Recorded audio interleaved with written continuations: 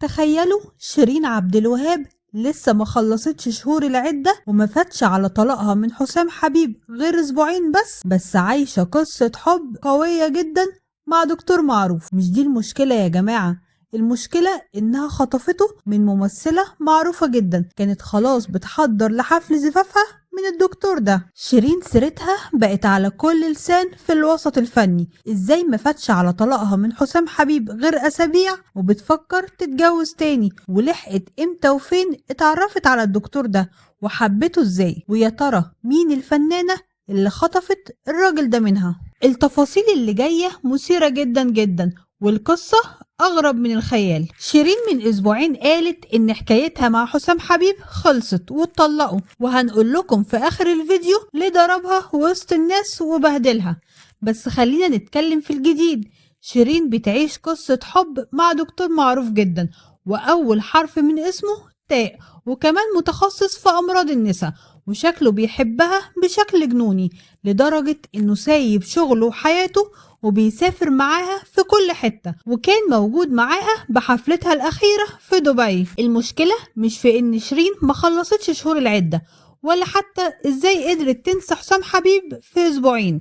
المصيبة الكبيرة إن الدكتور ده كان بيحب ممثلة معروفة جدا، وهي مريهان حسين. أيوة، مريهان اللي دلوقتي مصدومة ومنهارة بعد ما عرفت إن الدكتور قرر يسيبها عشان خاطر شيرين. مش بس كده، دي كانت بتحضر لفرحهم الشهر اللي جاي، بس كل شيء راح واتبخر بعد ما الدكتور وقع في حب شيرين. شكل الأيام اللي جاية مليانة بالمفاجآت. في كلام إن مريهان ناوية تعمل لايف وتفضح فيه شيرين والدكتور كمان، وتكشف كل اللي حصل فيها منهم. وفي كلام تاني إن حسام قلب الدنيا لما عرف، وبيحاول يوصل لشيرين بأي طريقة عشان يتخانق معاها، لأن كان عنده أمل إنهم يرجعوا لبعض. بصراحة الأيام اللي جاية شيرين هتكون حديث الناس كلها. تفتكروا هتتجوز الدكتور ده فعلا ولا بتغوص بيه حسام حبيب؟ بس خلينا نقول لكم إن النهاية بين شيرين وحسام كانت بشعة جدا جدا، لأنه ضربها في الطيارة وهم راجعين من السعودية بعد ما اتخانقت معاه وبهدلته لأنه لغالها حفلة من غير ما يرجع لها.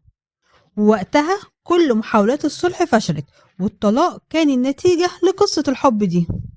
مش بس كده، دي شيرين قررت ترجع لفنها وحفلاتها، وبتتجاهل الكلام عنه ولا كأنه كان موجود في حياتها أصلا.